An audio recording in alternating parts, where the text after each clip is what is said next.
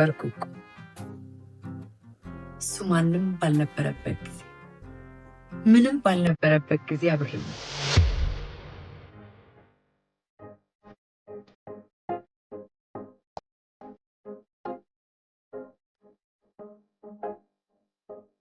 ተስፋ ብቻ እንጀራ በነበረበት ጊዜ አብሬ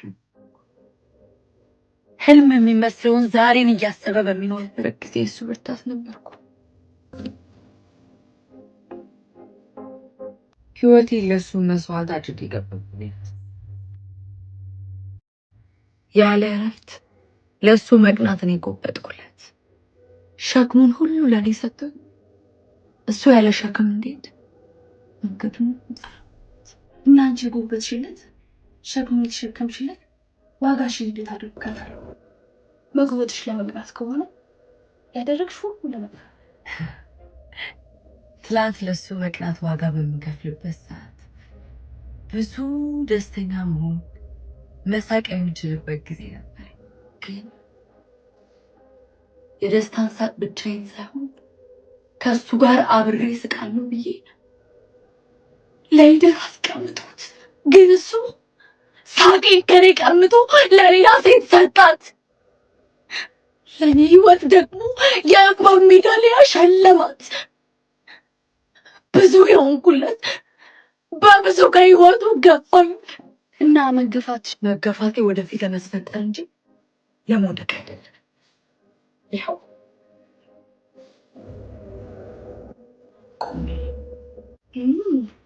የተገፋሽ አትመስይም። ይኸው ካባ ደረብሽ። የተደረበ ካባ ሁሉ እኮ ለማጌጫ ብቻ አይደለም። አንዳንዴ ከላይ መደረብ ገመናንም ለመሸፈን ጭምር ነው። እና ምን ትመኛለሽ? ይቅናህ ብለው እርግማን እንጂ መልካም ምኞት አይደለም። ይቅናህ በሚለው መልካም ምኞት ውስጥ ትልቅ እርግማን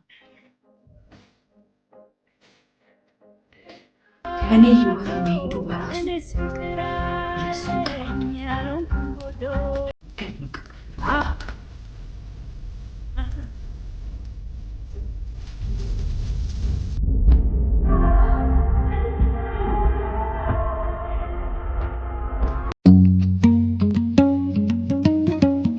ገጣሚዋ አይኗ ያፍራል፣ ሲያፈር ያምራል።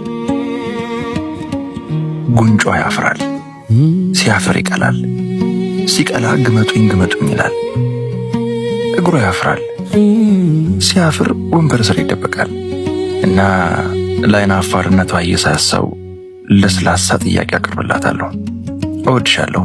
አይን አፋሯ ገጣሚ አፏ ስለሚያፍርባት ቦርሳዋን ከፈት አርጋ ከወረቀቶች መካከል አንዱን ታቀብለኛለች። ግጥም ነው። እወድሻለሁ ማለት የልብ አያደርስም። እንቀመጥና ንገረኝ ሁሉንም። ካፌ እንቀመጣለን። ሻይ ወይስ ወተት ይምጣልሽ? የገጣሚዋ አይን አፋር ጣቶች እየተሽኮረመሙ ወደ ቦርሳዋ ይንሿከኩና አንዲት ብጣሽ ወረቀት ያደርሱኛል። ሻይማ ውሃ ነው፣ ምኑ ይጠቅመኛል? ወተት ልጅ አይደለው የእናቴ በቅቶኛል። ቀዝቀዝ እንዲያረገኝ ለስላሳ ይሻለኛል። ካንደበትሽ ልሳን ልቦናሽ ደግነት ይፈልቃል። ለስላሳ ዝላትና ዝም ተባብለን እንቀመጣለን።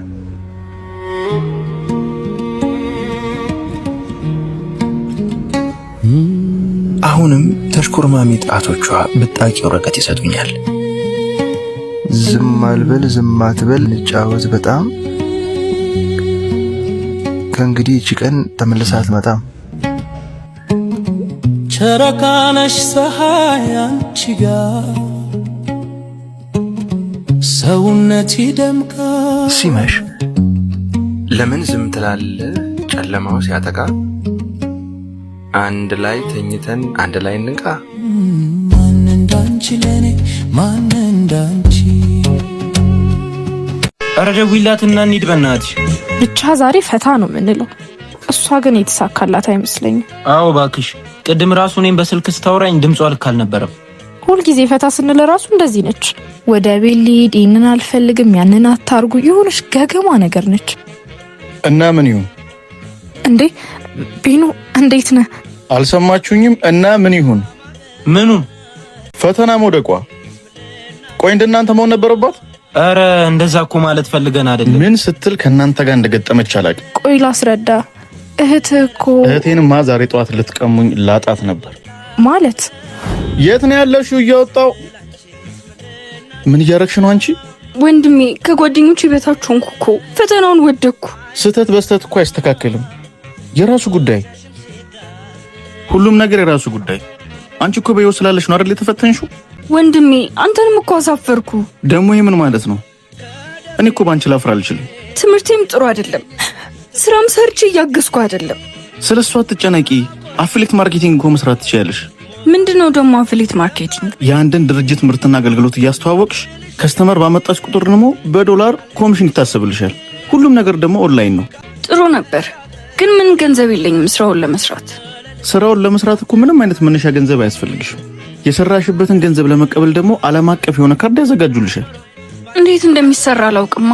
ስለሱማ ትጨነቂ። ድራ አፊሊየቶች እያሉ እኮ ነገር የሚያሳስብ አይደለም። ከ4 ዓመት በላይ ልምድ ባላችሁ ሰዎች የተዋቀረ ስለሆነ ምንም የሚያሳስብሽ ነገር የለም። ትምህርቱንስ ተማርኩ፣ ስራው እንዴት አገኛለሁ? በቴሌግራም 1 ወር ከተማርሽ በኋላ ስራውን ደግሞ እነሱ ያመቻቹልሻል። ከዚህ በኋላ እንደዚህ አይነት መጥፎ ሐሳብ እንዳታስቢ። ወድጄ እኮ አይደለም ግን እሺ። እንዴ ይሄን ያህል? አዎ፣ ቅድም ደግሞ ያወራችሁን ሰምቻለሁ። ከዚህ በኋላ አብራችሁ እንዳያችሁ አልፈልግም። እንዴ ለምን?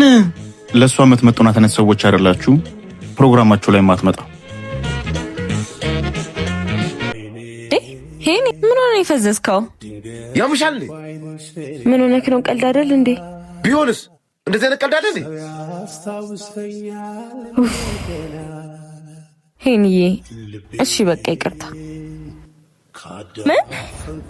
ስልኩን አንቺ።